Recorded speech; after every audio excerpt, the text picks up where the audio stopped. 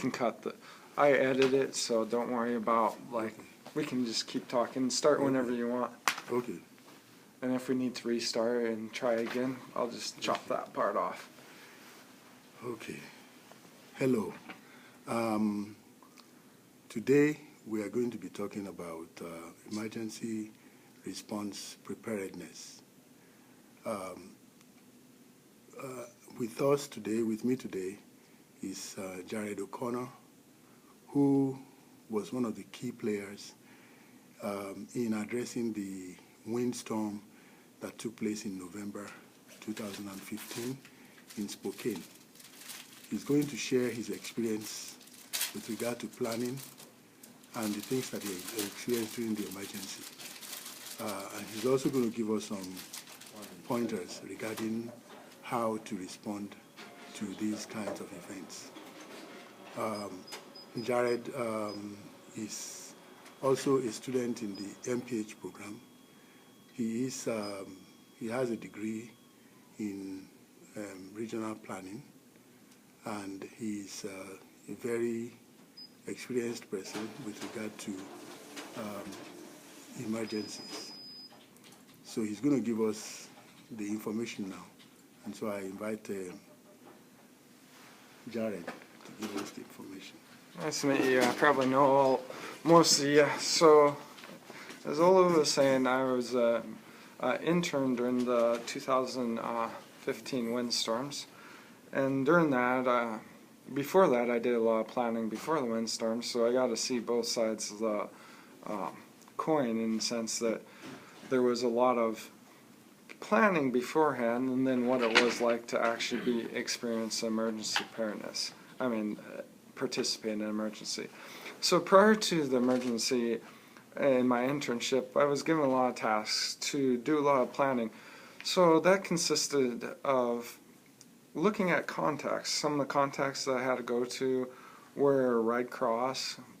Pretty much just check to see if the same people were in there and from our spreadsheets.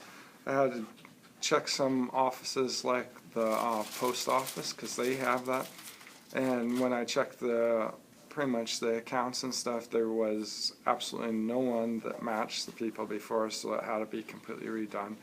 I think this is important. I'll tell you later on how it went during the emergency, because planning beforehand and making sure you have those contacts versus having to try and make those contacts during the emergency is very essential. We also did a lot of testing to see if a lot of systems that we had would work. So they'd have random tests, and they have something called WA Secures, which was a recall system. So just randomly, once in a while, you get an email and a text, and you're supposed to check in within 24 hours. So they were trying to make sure that they could recall all employees in 24 hours in case of emergency, which it's pretty obvious why that's important for emergency preparedness, because something happens you're not planning for, you need to get all your employees and also account for your employees' safety, so you know pretty much what manpower you have to deal with. Sometimes during the windstorm, a lot of people were out of contact because they had to deal with their own family stuff, so a couple people that weren't essential for the emergency preparedness but were off the side that could help out, we didn't get see them for a couple days just because they had stuff like trees falling on their houses and stuff, which that's reasonable. But the core people, we had to make sure that we could recall. We also filled out, one of my things during the internship was to create situational awareness forms. So pretty much try and think of the different types of emergencies that we had, earthquakes and stuff, and then try and figure out where would we get the information if the earthquake happened. Like for earthquake, some of the information might be through the U.S. Geology department. I can't remember exactly what the department's name is, but there's a department that tells you about where the earthquake is, gives you the seismic information and stuff. You're going to have to get information from, say, the local police office and stuff. And so these forms were pretty much just to categorize what information is essential depending on what emergency and what you should be paying attention to, and then organizing in a way so if you could fill it out, you could send it to your partners quickly, and so they can look at this form and know exactly where different chunks of information would be without having to put in one big form that's not organized. So organization before the emergency, I think, is very essential. Another thing that we focused on was educating the population for emergencies. So kind of telling people what threats could be posed in the area. So making pamphlets and stuff like that. How do they prepare for it? Let's say giving them pamphlets that say what are essential things that you should have in case of emergency, like 2 gallons of water, canned goods, some power and stuff. I mean, some batteries, power stuff. And then also educate them on what resources would be available to them in case of emergency, where they should go, who they should call. In case of emergencies, one that I did not know of prior was 211.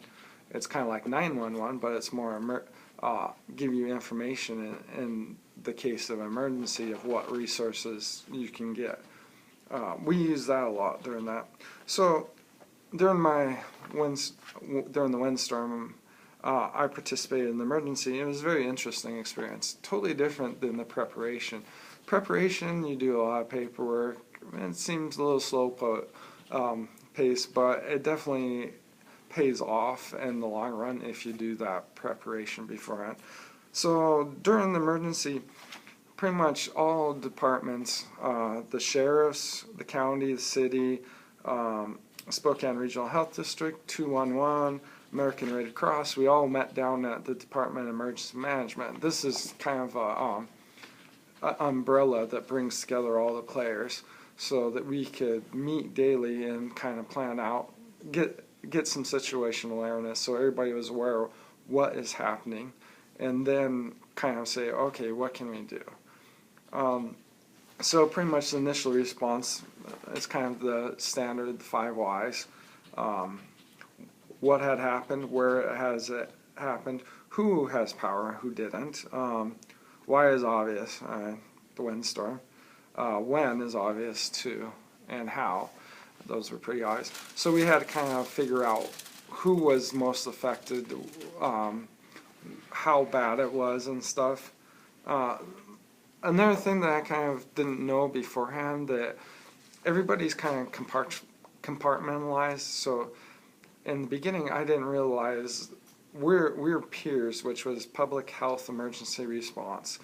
So in my mind, it was like, oh, we should do this and that. But we're public health, so knowing what your department does and what your responsibility, I think, is essential, so you're not trying to stray into other people's responsibilities. Like, oh, okay, do we need to coordinate emergency response and stuff, like get ambulances and stuff like that? No, the area I was working in was public health, so it was more like making sure the public was aware, making sure the public had shelter and stuff like that. So our first focus was figuring out the availability of American Red Cross shelters.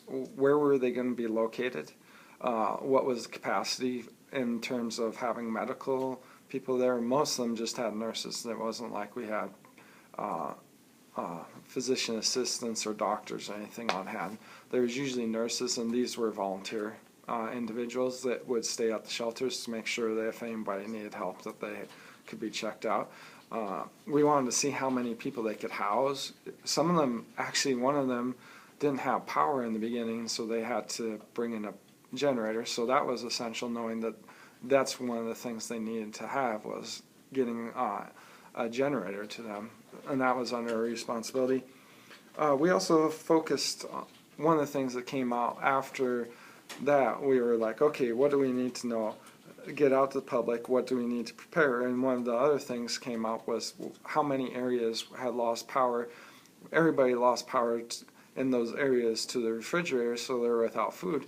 And then there was a lot of grocery stores without power. So the public didn't really know where they should go to replace the food that they have lost through the loss of the refrigerators. So we need to make public which grocery stores were still operating. And there was, in the South Hill, there was a big chunk that there were no operating grocery stores. So getting that out to the public so they could replace food and not go hungry was important. Also, during the days and stuff, without power and stuff, it got pretty cold, so we wanted to make sure that they knew where to go to warm up. So 4 major schools, large schools, were open to the public all day long as warming shelters. Later on, they opened other buildings, such as the YMCA opened up for people to have showers and stuff.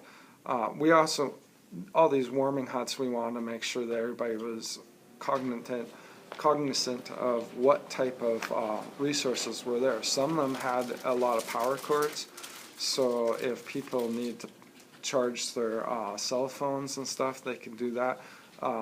Some of them had free meals for breakfast and lunch, which that was really important for parents because they didn't know where they could bring their kids and feed them and stuff. So that was quite an important thing for that population. One thing that came up during that was the school districts really didn't have funds to fund the warming huts. They have funds for school, but not for emergency. So through the DEM, we were able to get some emergency funds to fund the schools to keep them open to the public. Otherwise, they would have closed, and a lot of people would have been looking for some place to keep warm during the days.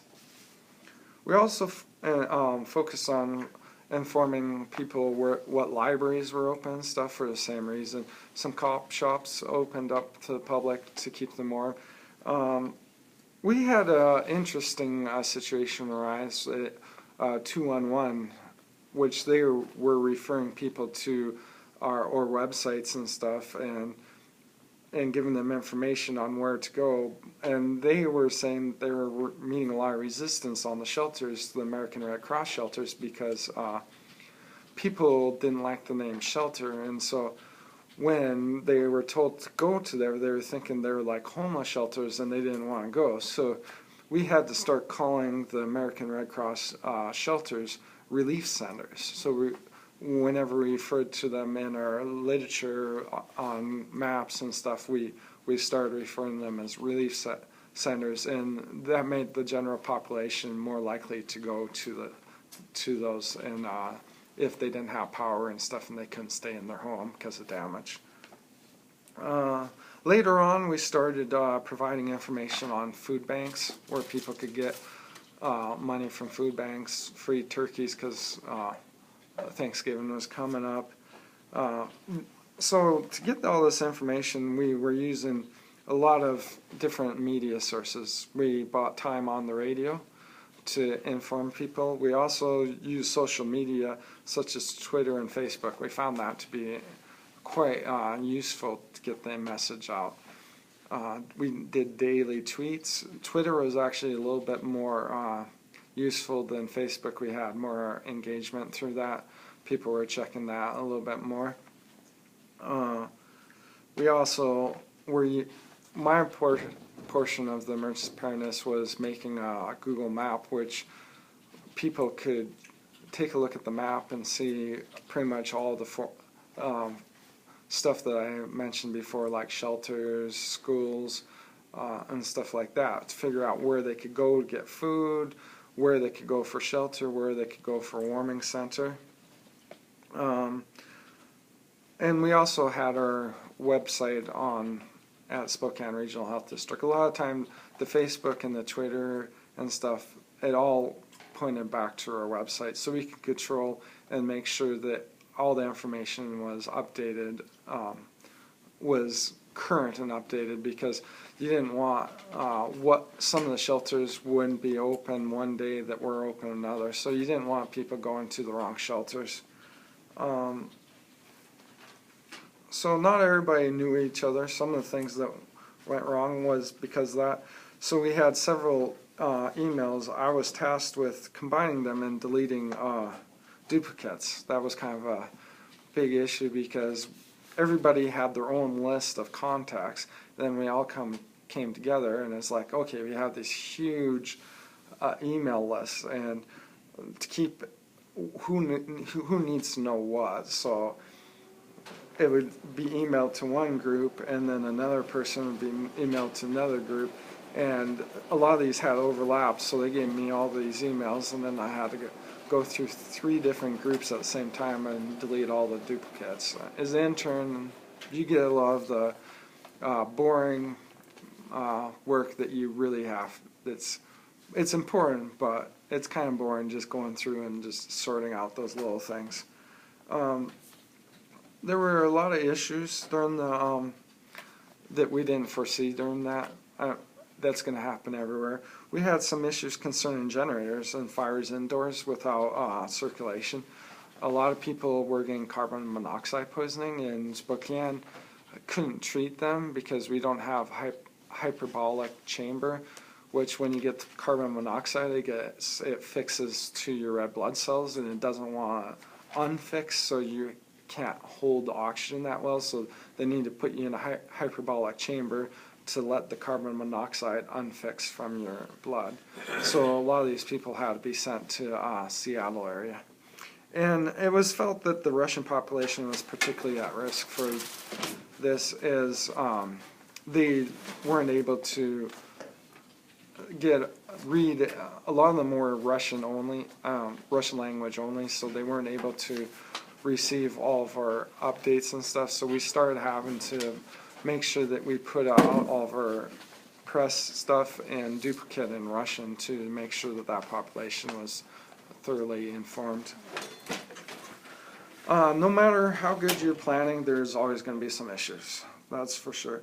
Not all contacts. We didn't have all the contacts. So in the beginning, we're like, okay, we need this information. Who has this in the city? Who has it in the county? Okay, this person's retired, so let's email this person because they'll know who it is. And maybe they're busy in a meeting, and so we don't get it for a day or something because they don't read that, oh, we're looking for you to forward this to whoever does this. So as the pre-planning goes, again, it's important to make sure that all your contact lists are updated, which, I mean, you're never going to have it all the way because people are constantly retiring, moving. Also, like the post office, they totally restructured. They didn't. Some of the positions that we had on the list before didn't even exist in their organization when we tried to check again. So you have to make sure those are really updated. Yeah, as I said before, we didn't know who to contact for some of the stuff, so bouncing around. We didn't know what specific department. We didn't know all of our capacity either, capabilities. When looking around, one of the things was generators to power buildings, and so we knew we had, the DEM knew we had generators, but they didn't know what the generators could do, like how much power, what plugins they had and stuff. So they checked one location where we had the lower capacity 2,000 kilowatt generators, which they only have outputs for power tools and stuff. And yeah, actually parked at the DEM and some trailers. The Spokane Regional Health District had some trailers for American Red Cross that had 10,000 kilowatt generators that have the output to power a building, and they never found out about that. So they had to try and scrounge up generators from their location when it was actually just parked right next to them. Stuff like that happens. So just kind of trying to organize and outline exactly what you have for resources and the capabilities of these, because pretty much on inventory it said generator. People don't know exactly what the generator can do until they get there, and they might assume that all the generators are the same. So summary, prior emergencies, working on emergency preparedness.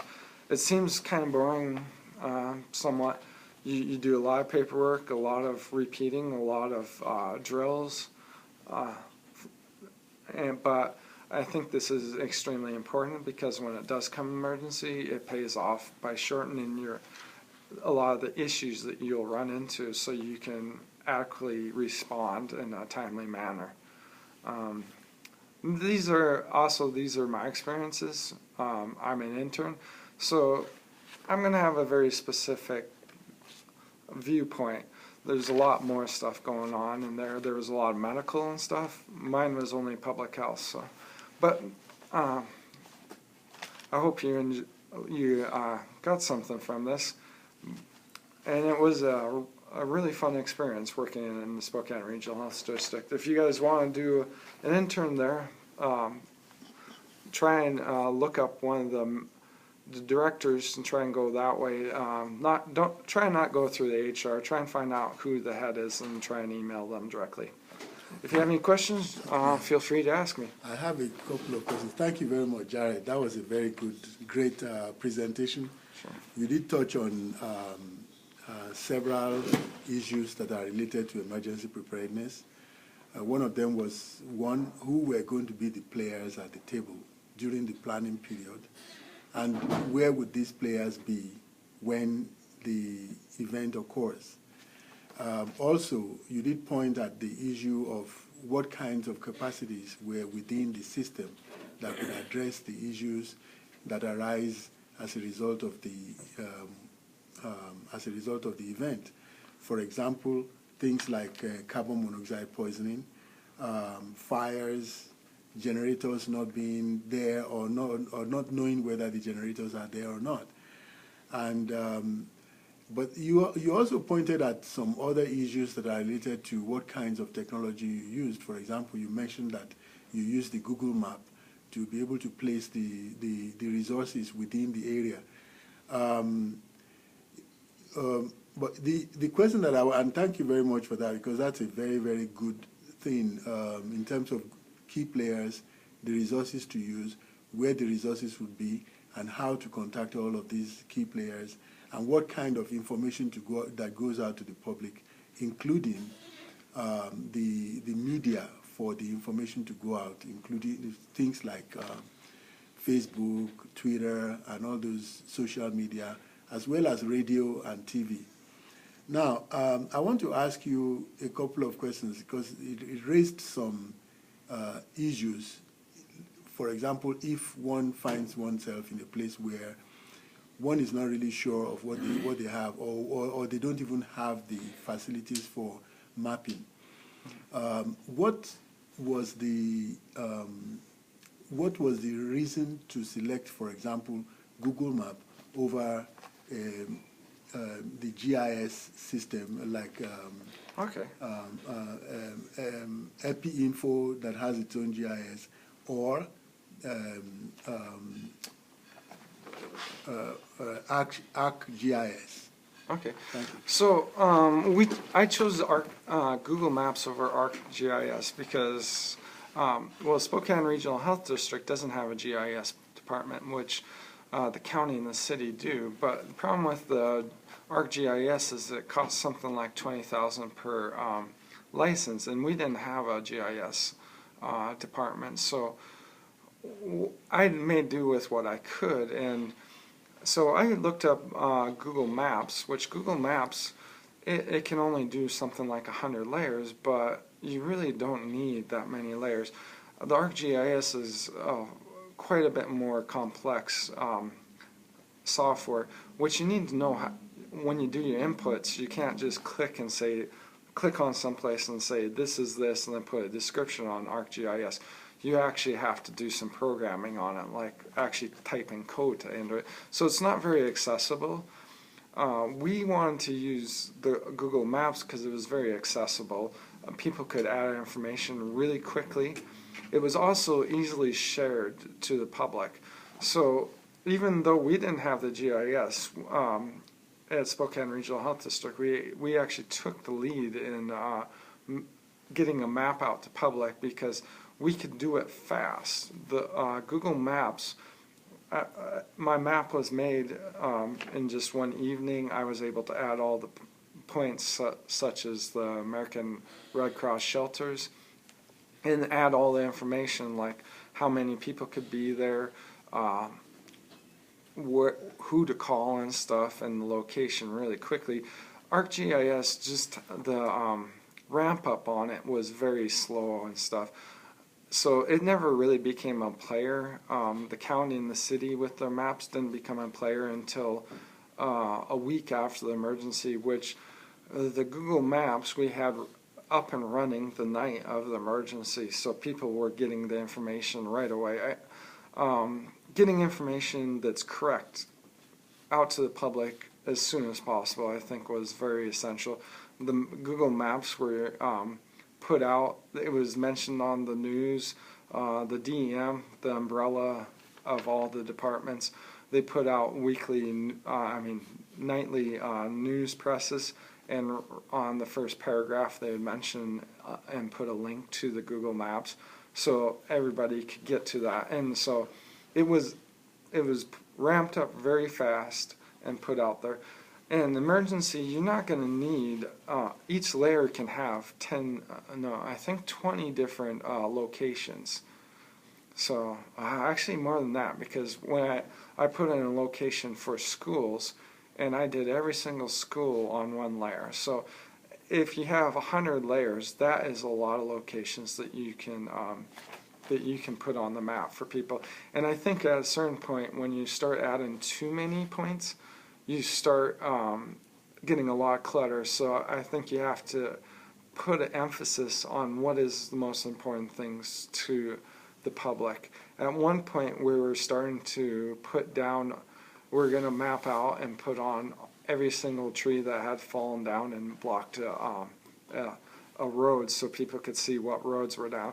And as we were adding it, it became apparent that it would create so much clutter that people wouldn't be able to figure out what the other layers were. It would just be a mess. So we decided, oh, no, that's not going to be a good thing. So pretty much our layers we kept with were American Red Cross relief centers, as I said before, we renamed it. Then we did warming centers, and we did shelters, which was largely for the homeless. And then we did libraries, and then near the end we started doing, once the schools started, all the schools were pretty much closed right away. But some of the schools districts started opening up, so we started mapping out what schools were going to be open and when their time was, and putting that up there so people could check in the morning and click on that and find out. Which, as you could probably imagine, if you've ever tried to track schools, the information comes out at different times. So I had to stay up till midnight because some of them wouldn't release whether or not they were going to be open until midnight. Then I'd have to get up at 5 in the morning, and because some of them would do the release at 5 or 6 o'clock in the morning, and then update the map on that, because I didn't want to have this information that was dated and have people get the wrong information. So if you're working on a map in emergency, get used to not sleeping much, because you have to keep checking all the information and rechecking it. And pretty much I'll go through one layer and then make sure all the information was current, go through another, and then loop back and rinse and repeat, and constantly go through and making sure everything was up to date. Because a lot of times when you come back through the layers, something happened, someone closed something, or maybe something was added, more shelters were added, another school's going to be open, a library decided it was going to close, or a library got power, a grocery store got power. I had to call grocery stores constantly asking them, what's your status? Do you have perishables? So Google Maps is a very good application. It's really easy to learn. I mean, there is a learning curve, definitely, but compared to like professional ArcGIS, it's a lot quicker uptake. It's also shareable. If you have ArcGIS, it's pretty closed off to the public. They have to pretty much program a website to have people input data. They tried that later on, but that causes problems too, because there's permissions and stuff. So it's not really feasible. FEMA made their own ArcGIS one, but it looks like if you look through the history of emergencies, usually they have their own ArcGIS, and then an emergency happens and they try and work with other players and they can't work with their map, so it switches over in the middle of emergency to using a Google product. A lot of times it'll be Google Maps. There's also Google Crisis Maps. They're actually a different engine. And then Google World, I think, and they've used Google World a lot, like with levees breaking and stuff, just so people can visualize what's happening.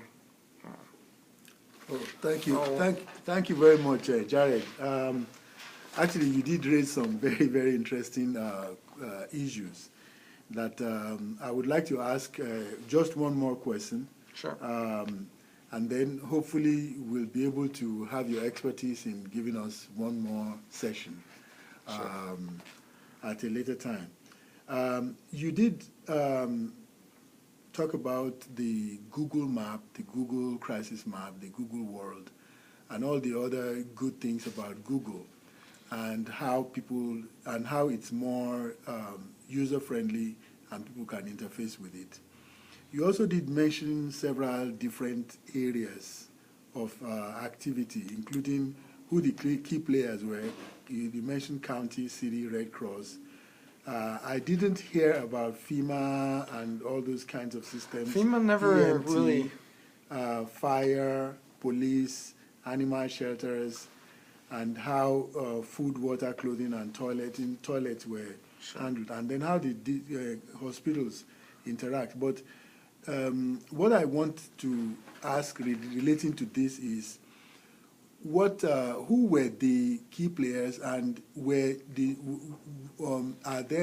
do they have any routines for rehearsals? For example, whether they rehearsed every 6 months or every 1 year or every 2 years, or how did they come together as a group to do this? Thank you. Well, a lot of these I wasn't able to experience, like FEMA or EMT or the fire department, because our department was public health. So they had, there was another branch that was kind of operating on the side, which was more the medical branch for emergency preparedness. So we were focused on the public health. So I didn't really get to see a FEMA, the EMTs and the fire department were operating, but the police and the sheriff's office, especially the sheriff's office, because they're kind of part of the county, they were operating and asking for requests for information for stuff, and then they put out stuff.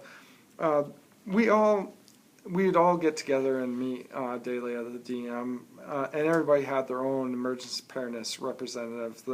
It was county, city, Red Cross, the sheriff's department, the police department, and a lot of other ones. There was an animal shelters, I think it was Scraps or something like that, that I also added to my map, because people had animals that were going to be freezing and stuff, so they needed to know where they could drop off their animals to have shelter. So on training and stuff, there is requirement for, I'm not sure exactly when the requirements were, because as an intern, my time there is relatively brief compared to being there year-round. But they have yearly, I know in the spring there's coming up a inter-agency exercise where they're going to all get down to the DM, practice a whole bunch of things. Let's say, can we move the trailers? What if we need to get all these people? Can we contact all these people and recall them quickly? How do we pretty much make sure that all the call centers are all working? And a lot of checking equipment, making sure equipment works, because a lot of times some of that stuff, batteries wear out, some of the trailers, they get water damage, tires need replacing and stuff. So there's routine ones. I know that I just before I got there was interagency practice on Ebola. The down at Spokane Regional Health District, they got together in the parking lot, and the sheriff's office and a whole bunch of different agencies came down there and did some practice on people were patients and stuff like that, and they practiced what would you do in case Ebola, a huge outbreak was coming here and stuff. Okay. Thank you very much, Jared. This has been a very, very interesting and enlightening session. You have given us a lot to think about. You've given us a lot of information. And as I said before, we hope that we'll be able to get some more information from you in a next session, which will come up next week.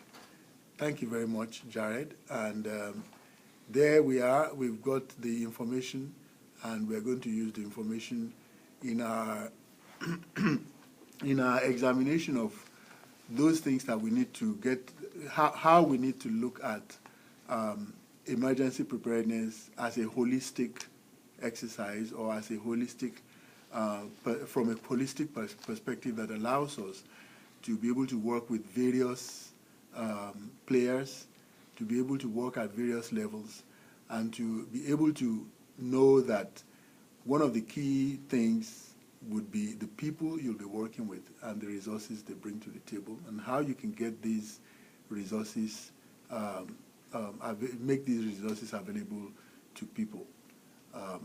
Thank you very much. Next session, we will be talking quite a bit about the mapping, so that we could see how the Google Map, some of the features of what the Google Map would be able to help us with. Thank you very much, and have a nice day. And if you have any questions, feel free to ask me. My email will be on the Master's Public Health program, so you can just email me any questions you have.